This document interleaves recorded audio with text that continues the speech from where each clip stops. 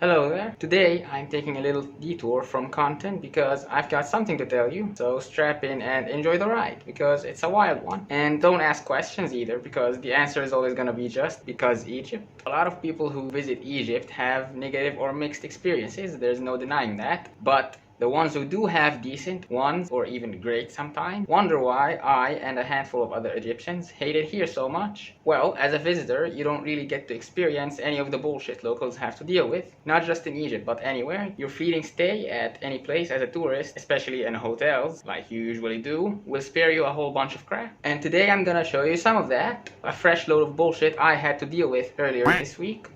Let me just set the scene real quick here. Egypt is a third world country, as we all know, and third world countries have shitty internet, as we also all know. But when I tell you Egypt has shitty internet, I'm not just talking about the quality of the service, oh no. I mean, that is also shit, but that's not the point here. I'm here to show you a whole other kind of shitty service. This is the ISP I use. ISP stands for Internet Service Provider, if you didn't know. This right here is the data plan I use, which, by the way, I pay more than 210 for monthly, but we'll come back to that. If you open it up here, it shows you all the details. Now here they say Mbps, which most people would assume means megabytes per second, but it actually means megabits per second, which is almost a tenth of a megabyte. But their employees will usually tell you it's megabytes to make it sound better, and if you go to their IT department, they clarify the difference for you.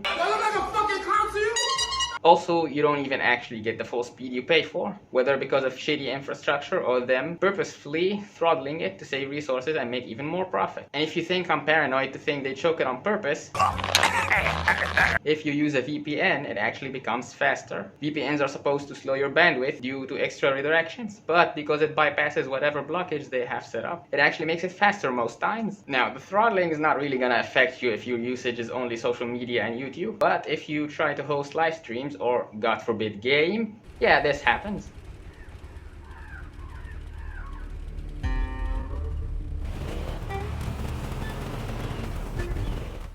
And people wonder why there aren't any big Egyptian streamers. Now, this part right here, they send the client a text on their mobile phone notifying them when they have used 50, 75 and 100% of their basic data limit. Apart from the fact that data limits should not even exist in 2022, this gets even worse.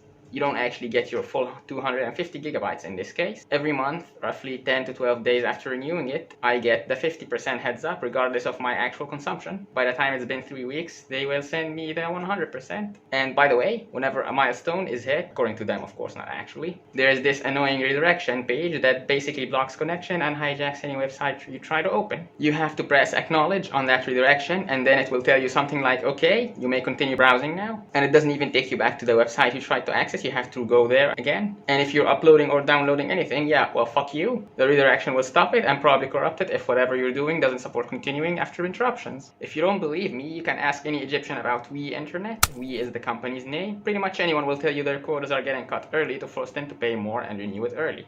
Not convinced? Well, a few days ago I had my quota cut after only 19 fucking days from it starting. Here is my data usage on my computer in the past 30 days, not even 19.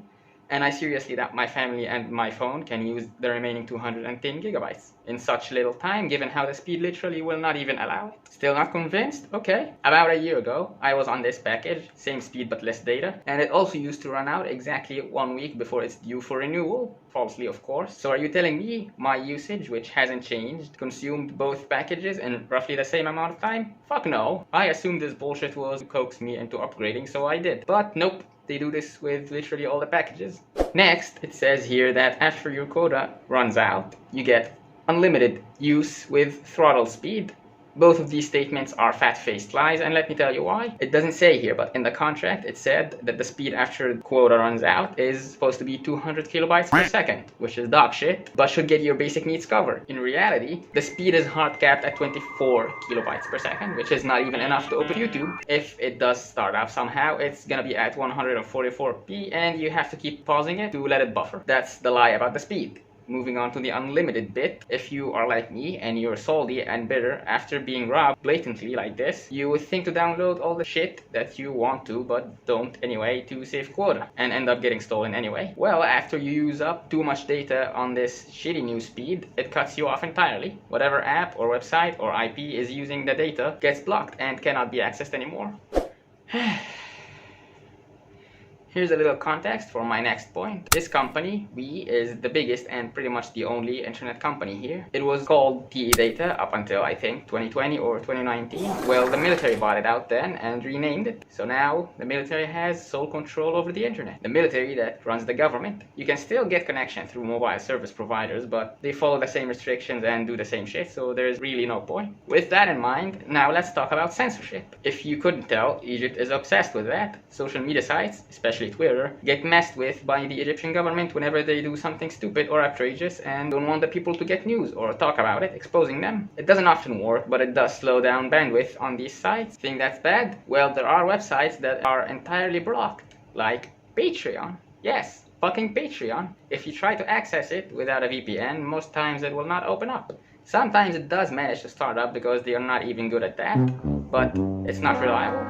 And why is Patreon blocked, you might wonder? Well, you see, here you aren't allowed to work online. I'm not even joking. The Egyptian central bank put restrictions on online freelancing like a year ago, or something like that. Now, Patreon, PayPal, and a handful of other payment services are disabled in Egypt. And even the ones that aren't, when you go to withdraw from it, you'll be asked to provide proof of the people paying you coming to visit Egypt as tourists, and this being your down payment, or that they are your relatives. Otherwise, go fuck yourself. If you don't know the guy working there at the office, you will not be able to withdraw your cash. Why are they doing this? Well, because they're fucking stupid and out of touch with reality. They are stuck in the Stone Age, and after doing all this, they complain about not having enough reserve dollars in the country. Simultaneously, they are blocking dollars that are coming in from freelancing. Oh, and by the way, this censorship is done so crudely that in its wake, a bunch of other stuff are disabled that are not even targeted. For example, voice chat service in most games, including Valorant, which I personally play, so I know.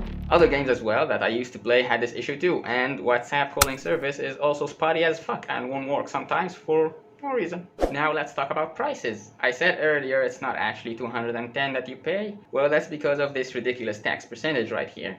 This much tax is also applied to phone credit, by the way. They don't include this in the front page, of course, because why would they be upfront and direct? Last but not least, the little fun shit show that I had with this company, and the reason I'm even making this video in the first place. As I said, 19 days cut short, so I went to their office and had a chat with the employee there. Usually they cut off a week from the month I pay for, but this time they cut off 11 fucking days. Just over 1/3 of the entire month stolen. So I was pissed and went and did that. I ended up paying and renewing the subscription. I gave in because I'm not staying 11 days with Jersey dick internet.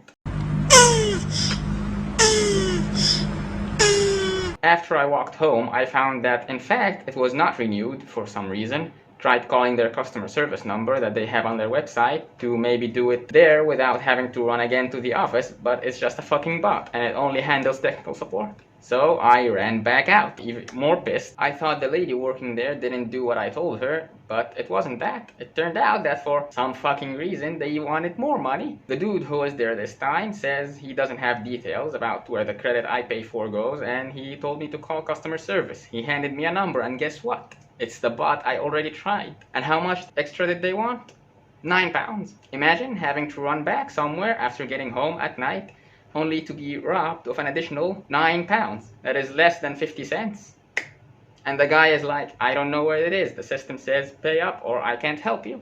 So I just gave him his £9 they want so desperately. He told me if I want to find out what this money was for, I have to go to their main headquarters in my city and ask the IT guys. So much fun, isn't it? And by the way, both times going to the office, there was a waiting line. Thankfully, the office isn't that far from where I live, but it still ended up being over 2 hours wasted just to get a service that I already fucking paid for. I haven't been to the main branch yet, so I don't even fucking know what this was all about. I did buy a router from them, and every month they add an installment of £5 from that on the bill, which I pay along with the tax, so the whole package comes out at $250. I have no clue why this month in particular, the month that they cut out extra early, mind you, they wanted more money from me. They do this shit and they have the nerve to come asking for more money. I'm pissed. I'm sure the visit to the HQ will be fruitless because what the fuck am I gonna do about it anyway? The government owns the company and owns everything pretty much. This shithole has both the negatives of communism and capitalism combined without the benefits of either. Who are you gonna complain to when the people you should run to for justice are the ones doing the injustice?